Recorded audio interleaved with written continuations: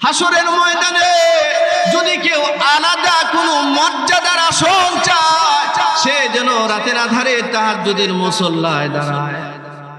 সারা জগতের মানুষ নামাজ পড়তো 5 ওয়াক্ত, নবী পড়তেন 5 ওয়াক্ত, তাহাজ্জুদ মিস হইতো না নবীজি।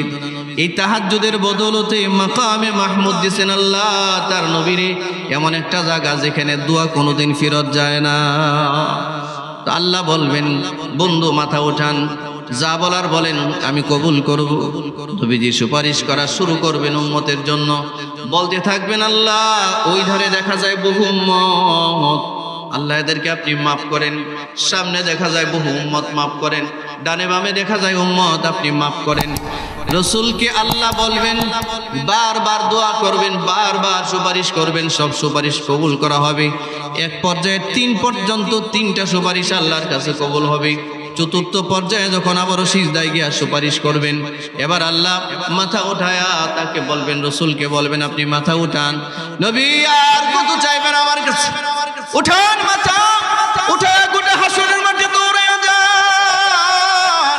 আপনি যারে চিনবেন আপনার উম্মত, যেটা আপনার উম্মত, যারে আপনি মনে করবেন আপনার উম্মত, ও কত বড় পাপী এটা আমি তাকায় দেখব না।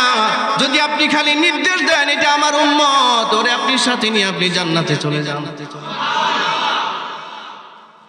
হাদিসের মধ্যে আসছে, একটা মা বৃদ্ধা হয়ে গেছে সারা জীবন, তার সন্তান হয় নাই। বৃদ্ধা বয়সে একটা সন্তানের মা হয়েছে, বৃদ্ধ বয়সে সন্তানের বাবা হয়েছে। কত স্বপ্নের সন্তান, কত আশা ভরসা তার সন্তানের জন্য। এই বাচ্চাটা যদি কোনোদিন কোনো এক জায়গায় হারায়া যায়, এই মা যেমনে তার বাচ্চারে খুঁজে বেড়ায়, বাবা যেমনে তার বাচ্চারে খুঁজে বেড়ায়, হাসরের ময়দানে রহমাতাল লিল আলামিন তারই গুনাহগার উম্মতকে খুঁজে বেড়াবে। চতুর্থবারের বেলায় যখন আল্লাহ বলবেন, হাসরের মাঠে আপনি যারে চিনবেন তারই ধরেন, যারে নির্দেশ দিবেন সেই জান্নাতি হবে। সে কত বড় পাপী এটা আমি তাকায় দেখব না, শুধু আপনার সার্টিফাই লাগবে যে আপনি বলবেন এটা আপনার উম্মত। উম্মতে মুসলিমা রবিউল আউয়াল সামনে, আমাদের চেহারা সুরত দেখলে অনেকে দাবি করি আমরা আশিকে রাসূল, অথচ মুসলমানের আচার আচরণ, আখলাক, বলা, শোয়া, চেহারা, মাথার চুল, দাড়ির কাটিং, সমস্ত কিছু মিলে মনে হয় যে নবীর সাথে তার ন্যূনতম কোনো সম্পর্ক নাই। কি দিয়া চিনবে আপনার নবী? আপনারে কি দিয়া চিনবে বন্ধু? কিভাবে চিনবে? কোন আলামত আছে আপনার কাছে? একটা আলামত নাই। তো হাদিসে আসছে, নবীজি মাহারা সন্তানের মতো খুঁজবে, হাসরের মাঠে একজন একজন করে খুঁজবে, দৌড়ায়া যাবে, যারে দেখবে এটা আমার উম্মত, হাত ধরবে, একটা সাইডে নিয়ে যাবে। পাপী দাবি দেখায় দেখবে না, ঈমানের সামান্য নূর যার কপালে আছে, সামান্য নূর, তারে হাত ধরবে, একটা সাইডে নিয়ে যাবে, এই দলটারেও জান্নাতের দিকে নিয়ে যাবে। এবার যখন সিজদার মধ্যে পড়বি, আল্লাহ বলবেন, আর কি চাও? রাসূল বলেন, আল্লাহ এই যে সামনে দেখা যায় একটা দল জাহান্নামের দিকে যাইতেছে, ফেরেশতারা চতুর্দিক দিয়ে ওদেরকে ঘেরাও করে ফেলেছে, বিশাল একটা দল, কিন্তু এরা আমার উম্মত না কার উম্মত আমি ঠিক মতো বুঝতে পারতেছি না। হাদিসের মধ্যে আসছে, নবীজি এই উম্মতকে চিনার জন্য মাকামে মাহমুদ ছেড়ে একটা দৌড় দিবে, দৌড়, নিজের দোয়ার জায়গা ছেড়ে দৌড় দিবি। দৌড় দিয়া ওই যে ফেরেশতারা, জাহান্নামের দায়িত্বপ্রাপ্ত ফেরেশতারা ওদেরকে ঘেরাও করে জাহান্নামের দিকে নিয়ে যাইতেছে। তাও এমনি নিয়ে যাইতেছে, হাত দুইটা পিছনে বেঁধে অপরাধীর মতো করে। ফাতারাফু বিসিমাহুম ফায়ুখাযু বিন-নাওয়াসি ওয়াল আকদাম। আমরা তো সামনের চুল লম্বা রাখি না? মানুষ, মুসলমানের সন্তানরা সামনের চুল লম্বা রাখা পছন্দ করে, ঠিক কিনা? জুড়ে বলেন। এই যে সামনের চুল লম্বা, আল্লাহ বলেন ফেরেশতারা ওর চুলের মধ্যে ধরে টান দিবে, এক একটারে এক একজন ফেরেশতা চুলের মধ্যে ধরে ফায়ুখাযু বিন-নাওয়াসি ওয়াল আকদাম, ও চুলের মধ্যে ধরে টানতে টানতে জাহান্নামের দিকে নিয়ে যাবে। নবীজি মাকামে মাহমুদ ছেড়ে ওই কাফেলার কাছে যাবেন, একদম কাছে যাবেন, দূর থেকে চেনা যায় না, একদম কাছে গিয়ে দেখবেন কপালের মধ্যে ইমানের নিভু নিভু কিছুটা নূর আছে, নূর, ইমানের নূর। হয়তো কোনোদিন কোনো একবার পড়ছে লা ইলাহা ইল্লাল্লাহ, এটাই পড়ছে, এরপরে আর কোনো কিছুর খবর নাই তার। নিভু নিভু ইমানের নূর। মনে রাখবেন, দুনিয়াতে যার ইমান যত দামি হয়, যার আমলের পাল্লা যত ভারী হয়, তার কপালের ইমানের নূর হাসরের মাঠে তত বেশি আলোকিত হবে। পুলসিরাতের পুলের উপরে তার এই কপালের নূর, তার এই টর্চ লাইটটার আলো তত বেশি হবে, যার আমল বেশি হবে। আল্লাহ রসুল কাছে গিয়া দেখবেন, মুমিনও বোঝা যায় না, আবার গায়রে মুমিনও বোঝা যায় না, কিছু এই মাঝে মধ্যে হঠাৎ করে কপালের মধ্যে ইমানের নূর ভাসে। এক পর্যায়ে বুঝবেন যে এরা তো আমারই উম্মত, কিন্তু সাহস পাবে না। এবার আল্লাহর কি বলবে? সাহস নাই, নবীর কি বলবে? কারণ ফেরেশতারা যে ওদেরকে ধরে ফেলছে আর ওদের আমল নামা ওজন হয়েছে, ওরা জাহান্নামী বলে সাব্যস্ত হয়ে গেছে। যারা জাহান্নামী বলে সাব্যস্ত হয়ে যায়, ওদের ব্যাপারে কেমনে নবী সুপারিশ করবেন, কেমনে সুপারিশ করবেন? এ বন্ধু একটু খেয়াল করেন, একটু খেয়াল করেন। আল্লাহর দয়াটা আল্লাহ নবীর ভিতরেও দিচ্ছেন। এই জন্য নবীর একটা উপাধি হলো ওমা আরসালনাকা ইল্লা রাহমাতাল লিল আলামিন। যখন দেখবেন এই কাফেলাটা যেটা জাহান্নামের দিকে নিয়ে যাইতেছে, এটা তো আমার উম্মতের কাফেলা, কিন্তু নবীজি লজ্জিত, আতঙ্কিত, কি বলবেন এখন, কি করবেন? এরা তো গ্রেফতার হয়ে গেছে।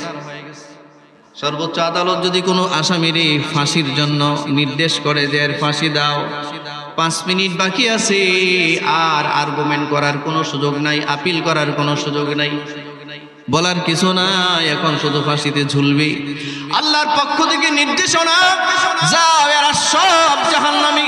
ফেরেশতারা ঘেরাও করে ফেলছে, এক একটার মাথার চুলের মধ্যে ধরে ফায়ুখাযু বিন্নাওয়াসি ওয়াল আকদাম, ধরে টানতেছে, হাত দুইটা পিছনে বাঁধা, অপরাধীর মতো করে টেনে টেনে জাহান্নামের দরজার সামনে নিয়ে যাচ্ছি।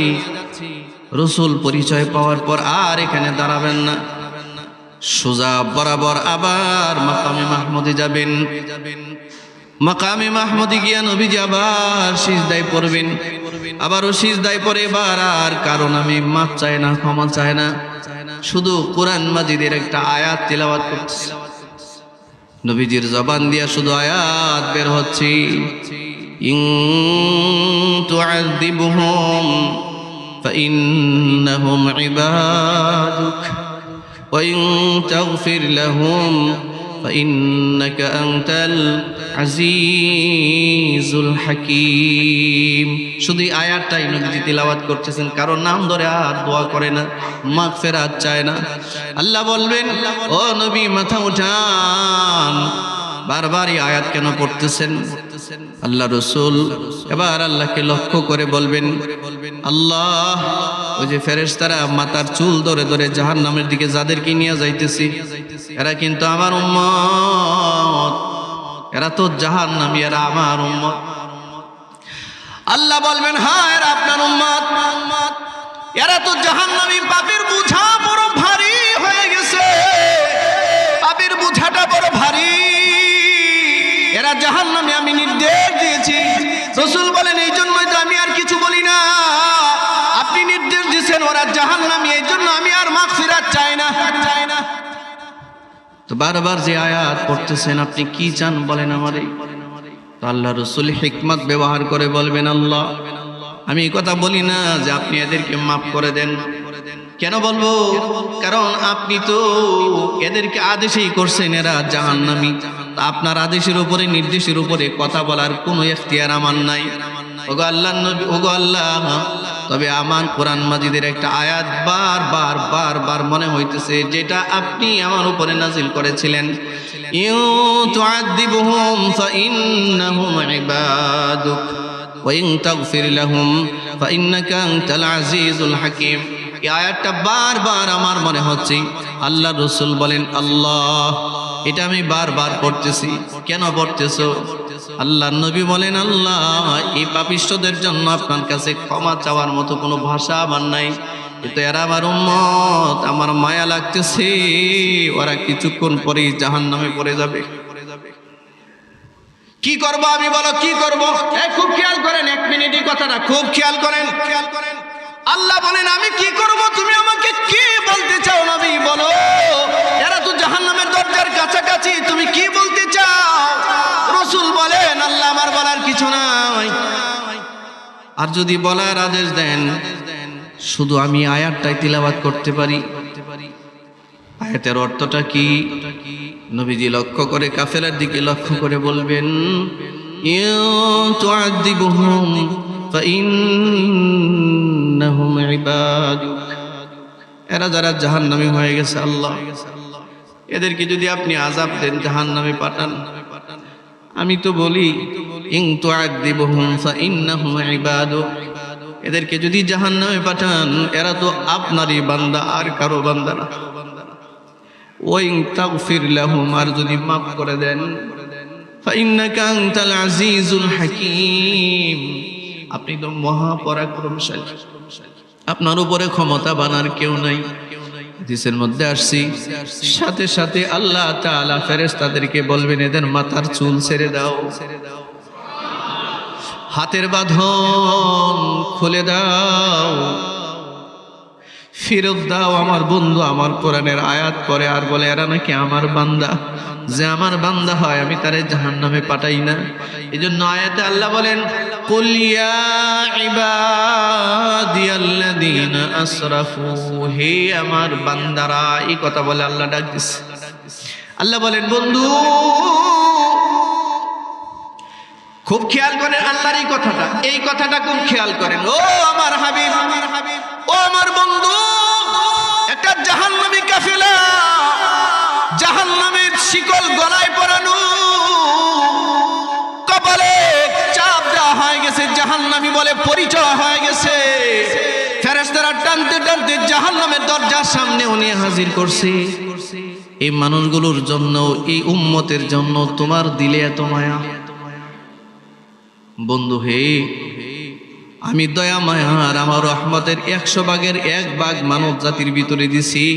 এই 1 ভাগের ভিতরে আপনার ভিতরে ওই দয়াটা দিছি। আপনার ওই 1 ভাগ দয়া দিয়ে যদি আপনি আপনার উম্মতের জন্য এত মায়া দেখাইতে পারেন, আর আমি যে আমার উম্মতের জন্য 99 ভাগ দয়া জমা রাখছি, আমার কি মায়া হয়নি? আমারও মায়া আছে।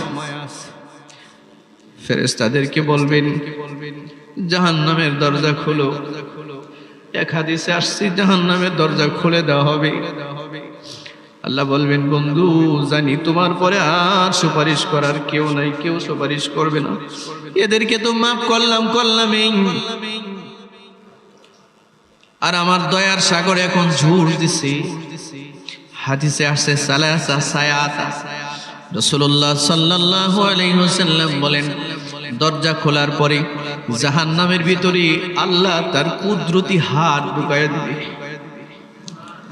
যাদেরকে জাহান্নামে ফেলে দেওয়া হয়েছে, যে মুমিনদেরকে জাহান্নামের আগুন জ্বালাইতেছে ভিতরে, এদেরকে বাঁচাবার জন্য নবী তো আর জাহান্নামের ভিতরে যাবেন না।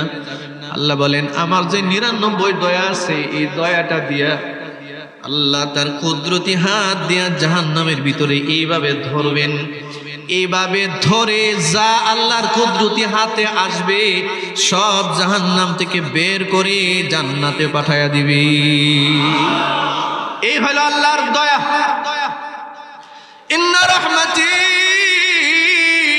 সাবাকাত গাদাবি, এই জন্য আল্লাহর আরশের উপরে লেখা, আমার দয়া মায়া আমার আযাবের উপরে সব সময় প্রাধান্য পায় আমার বান্দা। ও দুনিয়ার মুসলমানেরা, এই জন্য দেখবেন আপনার মধ্যে যদি 1000 গুণ থাকে, গুণ হঠাৎ করে একটা দোষ করে ফেলছেন, জগতের মানুষের সামনে শুধু এই একটা দোষ বাসবে, কিন্তু গুণ আর বাসে না। 1000 গুণ যে আপনার আছে, দেখবেন 1000 গুণ নিয়ে তখন আর কেউ আলোচনা করে না। একটা দোষ করছেন, এই দোষটা নিয়ে আলোচনার সমালোচনা চলছে সমাজের দেশে, ঠিক না জুড়ে বলেন? আর এই হলো মানুষের হালত, আল্লাহর হালত। একটা মানুষ 1000 পাপ না, 1 লক্ষ পাপ না, 1 কোটি পাপ না, জিন্দেগি বুঝা ভরা যদি পাপের বাজার গরম হয়, হাজারো লাখো পাপ হয়, একটা নেক করে, একটা নেক আর একবার আল্লাহরে ডাক দেয়, আল্লাহ বলেন তোর হাজারো লাখো কোটি দোষ ক্ষমা করে দিছি একটা ভালো কাজের জন্য। মানুষের সামনে হাজারো গুণ নষ্ট হয়ে যায় একটা দোষের কারণে, আর আল্লাহর সামনে হাজারো দোষ ধ্বংস হয়ে যায় একটা ডাকের কারণে। আল্লাহু আকবার বলেন। আল্লাহরে শুধু একটা ডাক দেওয়ার কারণে হাজারো দোষ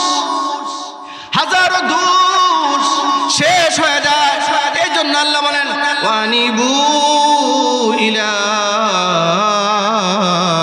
রাব্বিকুম ওয়া আসলিমু লাহ। গতিপথ পাল্টাও বান্দা, গতিপথ পাল্টাও। আর কত তুমি তোমার নফসের খাহাসাত পূরণ করবে, আর কত মন মতো করে তুমি চলবি। ডানে বামে একটু তাকায় দেখো পাপের বাজার কত গরম তোমার। আমি বলছি 5 ওয়াক্ত নামাজ আমরা পড়ি নাকি? 5 ওয়াক্ত নামাজ এ ভাই, অনেক মানুষই তো 5 ওয়াক্ত নামাজ পড়ে না। এই যে আপনারা যারা আজকের জুমার নামাজে আসছেন, এখানে বহু মানুষ আছেন যারা ফজরের নামাজ পড়েন নাই, ঠিক না জোরে বলেন? শুধু কি ফজর, গতকালের এশাও পড়েন নাই, মাগরিবও পড়েন নাই, সারা সপ্তাহে কোন ওয়াক্ত নামাজই পড়েন নাই, কিন্তু জুমা পড়তে আসছে। কথা বলেন না কেন? অথচ 1 ওয়াক্ত নামাজ না পড়লে হাজার হাজার বছর জাহান্নামের আগুনে জ্বলতে হয়।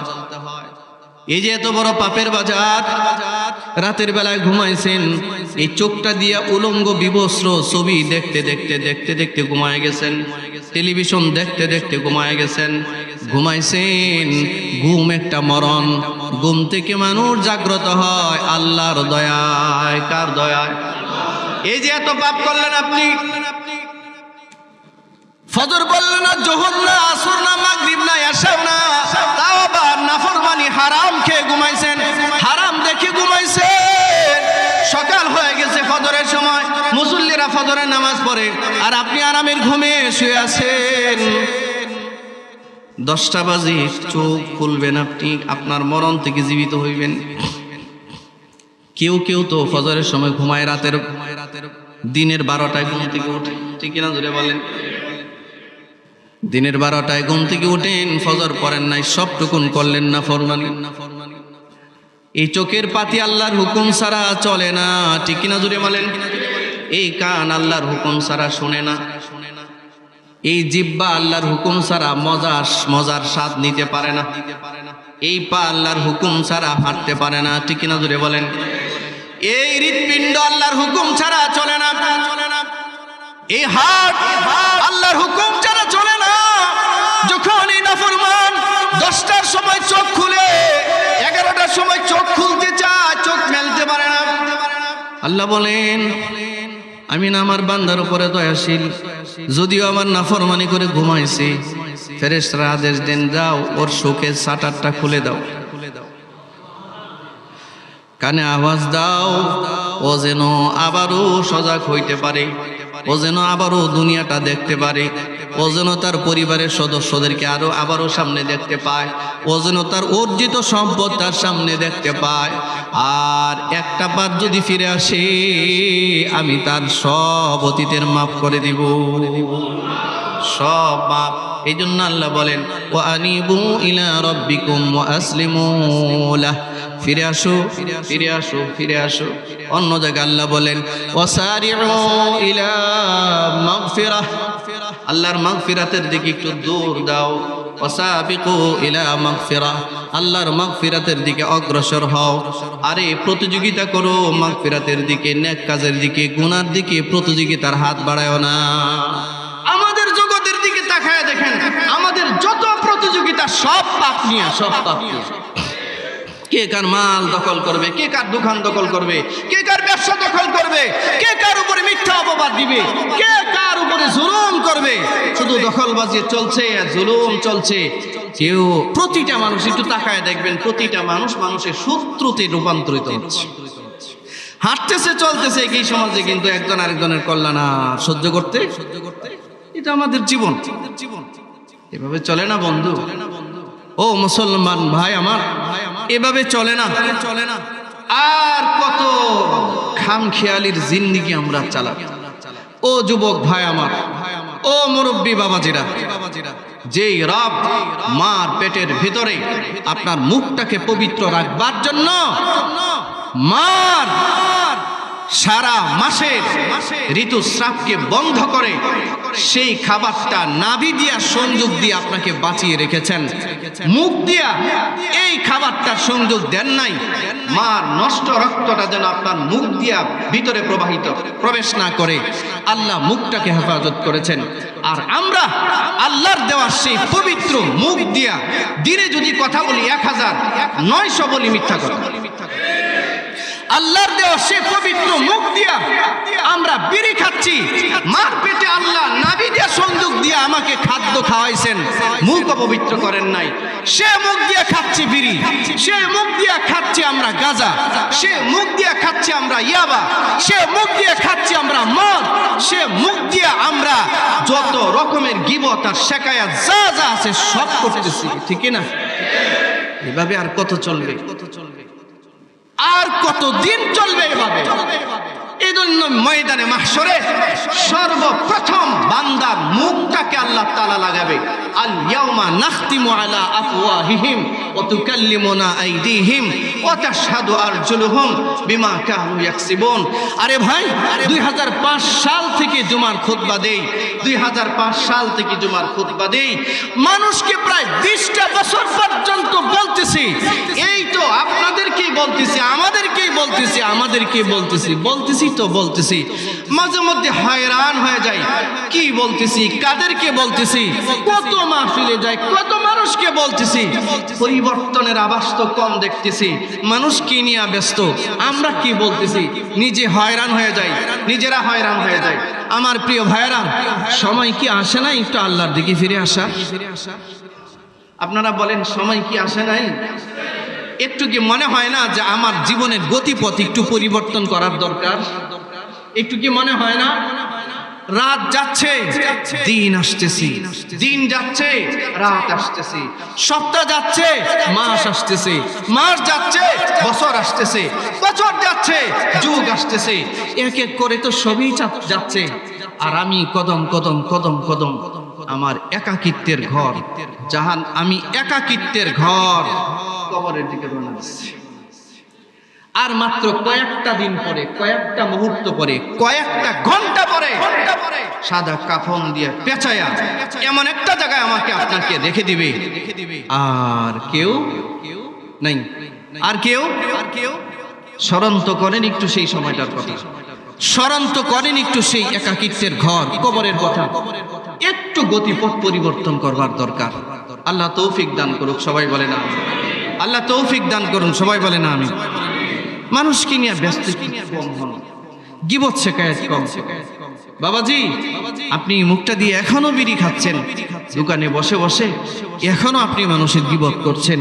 যুবক বন্ধু, তোমার শরীরে শক্তি দিয়েছে আল্লাহ, সেই শক্তি ব্যয় করে তুমি করো টেন্ডারবাজি, তুমি গাঁজা খাও, মদ খাও, ইয়াবা খাও, যা খুশি মনে চাই তাই করো। কত যুবক তোমার সামনে লাশ হয়ে কবরের যাত্রী হয়ে গেছে। আসেন এমন দৃশ্য? কত আপনজন কবরের যাত্রী হয়ে গেছে, কত বন্ধু কবরের যাত্রী হয়ে গেছে, কত বন্ধু কবরের যাত্রী হয়ে গেছে।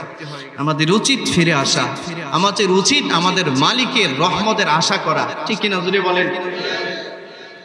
আমাদের কি আল্লাহ ছাড়া আর কোনো গতি আছে? জুড়ে বলেন। আমাদের মালিক ছাড়া আর কোনো রাস্তা আছে? আমাদের রব ছাড়া আর কোনো দয়া আছে আমাদের? আর কেউ দয়া করতে পারে আমাদের উপরে? রব ছাড়া কেউ দয়া করতে পারে না। রবের দিকে আসেন, ফিরে আসেন, একটু আত্মসমর্পণ করি, নিজের দিলটাকে একটু জিজ্ঞাসা করি। মনে রাখবেন, নামাজ তো বহু পড়েন, দান সদকা তো বহু করেন, একটু নিজেকে জিজ্ঞাসা করেন তো, আল্লাহর ভয়ে আপনার চোখ থেকে 2 ফোঁটা পানি কোন দিন বের হয়েছে? কবে বের হয়েছে? আল্লাহ আপনাকে ভালোবাসেন কিনা আপনি এটা বুঝবেন কেমনে? যে আল্লাহরে ভালোবাসে, আল্লাহ তার কলবে বসবাস করে। হাত উঠাইলে আল্লাহকে সামনে দেখতে পায়, দিল নরম হয়ে যায়, চোখ দিয়া পানি আসে। আপনি তো জীবনে কত দোয়াই করলেন, চোখ দিয়ে 1 ফোঁটা পানি আসলো না, কেন জানেন? পাপের বোঝাটা ভারী হয়ে গেছে, কলবটা শক্ত হয়ে গেছে। ফিরে আসা দরকার, ফিরে আসা প্রয়োজন। একটু সময় চলে গেছে, এটা অনুরোধ করি আপনাদেরকে। আপনি এখন জীবনের যেই প্রান্তে এসে দাঁড়িয়েছেন, আমি এখন জীবনের যেই প্রান্তে এসে দাঁড়িয়েছি, যতটুক সম্মানে আমি বসবাস করি, যতটুক সম্পদের মালিক আল্লাহ আমাকে বানিয়েছে, যতটুক সম্মান আল্লাহ আপনাকে দিয়েছে, যতটুক সম্পদ আল্লাহ আপনাকে জীবনের এই প্রান্তে এসে আপনাকে দিয়েছেন, আপনি আমি কি সত্যি এই সম্মান আর এই সম্পদের উপযুক্ত মানুষ? জোরে বলেন। যতটুকুন দিয়েছেন সবটুকুন শুধুই আল্লাহর দয়া। বলেন এটা শুধুই আল্লাহর দয়া। মুখটা খুলে বলেন এটা শুধুই আল্লাহর দয়া। বাড়ির স্বপ্ন দেখেন, ডুপ্লেক্স বাড়ি বানাবেন। আপনি তো 100 জায়গা কেনারও তৌফিক ছিল না, আর 100 এখন কত স্বপ্ন আপনার আর আমার, ডুপ্লেক্স বাড়ি বানাবে। কত বড় ইজ্জতের আসনটা আল্লাহ আপনাকে দিয়েছে, কত না দেখা নিয়ামত, যাহিরাতান ওয়া বাতিনা, আপনাকে আমাকে দিয়ে পরিপূর্ণতা দিয়েছেন। কত সুন্দর চোখ দিয়ে আমাদেরকে দেখতে দিয়েছেন। পৃথিবীতে কত বাবা আছে, মা আছে, চোখ নাই, তার সন্তানকে দেখতে পারে না। কত সম্মানের আসন দিলেন, কত মাল দিলেন, কত কিছু দিলেন, যেটার উপযুক্ত আমি আর আপনি ছিলাম না। এত কিছু মালিক দিলেন, এরপরেও পাপের বাজার গরম করতেছি। একবারও মনে হয় না যে আমি মালিকের দিকে ফেরত যাব। ওয়াত্তাকু ইয়াওমান তুরজাউনা ফীহি ইলাল্লাহ। এজন্য আল্লাহ বলেন, বান্দা ওই দিনটার একটু ভয় করো, ওই দিনটাকে একটু ভয় করো। তুরজাউনা ফীহি ইলাল্লাহ, মনে রাখো তোমার রবের দিকে তোমার ফেরত যেতেই হবে, তুমি চাও আর না চাও, ফেরত তোমার যেতেই হবে। জগতের মানুষ একদিন তোমার নামের পিছনে বলবে ইন্না লিল্লাহি ওয়া ইন্না ইলাইহি রাজিউন। মাইকে একদিন ঘোষণা হবে যে অমুক দুনিয়াতে নাই। একদিন এমন দৃশ্য হবে যে কিছু মানুষ কোদাল আর কন্তি নিয়ে তোমার কবর খনন করতে যাবে। একদিন এমন হবে যে তোমার কাফনের কাপড় আনবার জন্য দোকানে যাবে, বাজারে যাবে, মসজিদের কোণার খাটিয়া নিয়ে টানা হেসরা হবে। একদিন তোমার আর আমার শেষ বিদায়ের গোসলের আয়োজন হবে, শেষ বিদায়ের জানাজা। আল্লাহ বলেন, আমি কিন্তু তোমার এমনি এমনি বানাই না। হাসিবতুম আন্নামা খালাকনাকুম আবাসা। মানুষ কি মনে করে যে তাদেরকে আমি বেহুদা সৃষ্টি করেছি, কোনো কারণ ছাড়া? ওয়ান্নাকুম ইলাইনা লা তুরজাউন। ও মানুষ, তোমরা কি এটা মনে করো যে আমার কাছে তোমাদের আসতে হবে না? আপনাদের কি ধারণা আমাদের যাইতে হবে না আল্লাহর কাছে? বলেন যাওয়া লাগবে না? তাহলে এত হাজার নিয়ামত পাওয়ার পর, এত সম্মানের আসনে অধিষ্ঠিত হওয়ার পর, আপনার আর আমি, আপনি আর আমি, আমরা যতটুক ক্যাপাসিটি নিয়ে, যতটুক এক্সপেরিয়েন্স নিয়ে, যতটুক যোগ্যতা নিয়ে চলি জমিনে, এক বেলা খাওয়ার কথা, আরেক বেলা ক্ষুধার্ত থাকার কথা। আর আল্লাহ এত দেওয়া দিছেন, খেতে মনে চায় না, খাবার আনলে ফেরত দিই আমরা, ঠিক না? তো মালিকের দেওয়া এতটা অনুগ্রহ, এতটা দয়া পাওয়ার পরেও কি আমাদের উচিত নয় মালিকের কথা মেনে জীবন চালানো? এটা কি উচিত না? আমরা চেষ্টা করব কি? সবাই চেষ্টা করব কি ইনশাআল্লাহ? আল্লাহ আপনি তৌফিক দান করেন। আল্লাহ আমাদেরকে আপনি আপনার মতো করে বানায় নেন।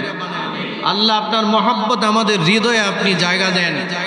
আল্লাহ আপনার নাফরমানি থেকে আমাদেরকে বাঁচান, আমাদের সন্তানদেরকে বাঁচান, আমাদের পরিবারের লোকজনকে বাঁচান। মনে রাখবেন, আল্লাহর কাছে আল্লাহর মহব্বত চাইবেন, মহব্বত। যার দিলে আল্লাহর মহব্বত নাই তার চোখ থেকে কোনোদিন পানি বের হয় না। আর যার চোখ থেকে পানি বের হয় না এর জন্য বড় দুঃসংবাদ, বড় দুঃসংবাদ, বড় দুঃসংবাদ। এক ফোঁটা পানিও যদি মালিকের ভয়ে কারো ভরে, এই যে এই ব্যক্তি মূর্তি পূজারী, হাদিসটা শুনলেন না আপনারা? আল্লাহ বললেন, লিমা ফাআলতা হাযা, কেন করছো তুমি এই ওসিয়ত যে তোমার আগুন দিয়ে পোড়াইয়া সাগরে আর জমিনে তোমার ছাইগুলো দিয়ে দিবে, তোমার আর খুঁজে পাওয়া যাবে, কেন করলে? সে বলল, আল্লাহ কালা মিন খাশিয়াতিকা, আপনার ভয়ে করছে। এই ভয়টা যার ভিতরে আছে কেঁদে দিয়েছে। আল্লাহ বলেন ফাগাফারা লাহু, যাও তোমারে মাফ করে দেব। যে ভয়টা ভিতরে কাজ করে। সম্মানিত হাজিরিন, আমরা তো দোয়া করি, আল্লাহ আমাদের সম্পদ দেন, সম্পদ দেন, সন্তান ভালো করেন, সব করেন। কিন্তু নবীজি সবচেয়ে বেশি দোয়া করতেন আল্লাহর কাছে, আল্লাহ আপনার মহব্বত আমার কলিজায় বেশি দান করেন। আল্লাহ আপনার মহব্বত আমার কলিজায়, আমার দিলে বেশি দান করেন, আমি যেন আপনাকে মহব্বত করতে পারি। আপনার ভয় আমাকে দান করেন, আমি যেন আপনাকে ভয় পাইতে পারি। জীবনে কবে দোয়া করছি যে আল্লাহ আপনার মহব্বত আপনি আমাকে দান, আমাকে দান।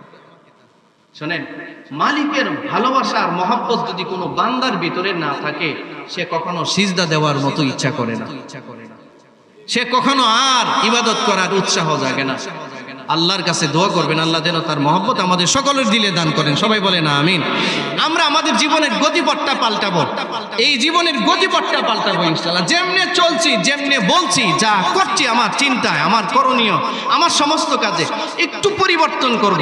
আমি আমার মালিকের দিকে একটু দৌড়াবো, আমি আমার মালিকের দিকে দৌড়াবো। ওয়া আনিবু ইলা রাব্বিকুম ওয়া আসলিমু লাহু, নিজের মতো করে আর নিজে চলবো না, আমি আমার মালিকের দিকে দৌড়াবো, আর মালিকের সামনেই সারেন্ডার করব, ফুলফিল সারেন্ডার করব, 100% সারেন্ডার করব, আত্মসমর্পণ করব আল্লাহর সামনে। চেষ্টা করব তো ইনশাআল্লাহ। দুইটা হাত উঠে আল্লাহকে দেখা, বলেন আল্লাহ আপনার কাছে, আপনার কাছে, আপনাকে, আপনাকে আমরা ভিক্ষা চাই, ভিক্ষা চাই আপনার কাছে, আপনার মহব্বত আমরা ভিক্ষা চাই। আল্লাহ আপনার কাছে, আপনার নবীর মহব্বত ভিক্ষা চাই, আপনার ভয় আমাদের দিলে দান করুন। আমিন। ওয়া মা আলাইনা ইল্লাল বালাগ।